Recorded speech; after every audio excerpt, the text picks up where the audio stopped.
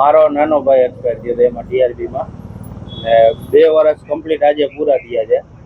એમાં માંગણી અમે ઘણી કરી હતી કે 14 મુદ્દા લેખિતમાં ગૃહમંત્રીને મુખ્યમંત્રીને આપેલા હતા. એમાંથી હજી સુધીમાં એકય મુદ્દા કરવામાં આવ્યા નથી. એમાં સૌથી ખાસ ફાસ્ટ ટ્રેક કોર્ટનું કર્યું હતું કે ડે ટુ ડે હિયરિંગ લેવામાં આવે. ડે ટુ ડે હિયરિંગ હજી સુધીમાં કરવામાં આવ્યું નથી.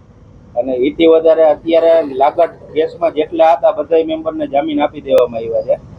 જામીન મળ્યા પછી અત્યારે જે કેસમાં સાક્ષી રહ્યા ને એ સાક્ષીને ધમકાવવામાં આવે છે.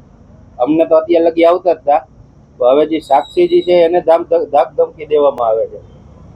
અને આમાં હવે જોતા એવું લાગતું નથી કે કોઈ જાતનો ન્યાય મળે કે ભાઈ તમે તમારી રીતે લડે રાખો, તમે તમારી રીતે કૂચે મરી રાખો, આમાં કઈ ફેર પડવાનો નથી અમારામાં. તમે સરકારે પણ આશ્વાસન આપ્યું હતું, હવે હજુ ન્યાય નથી મળ્યો એવું છે?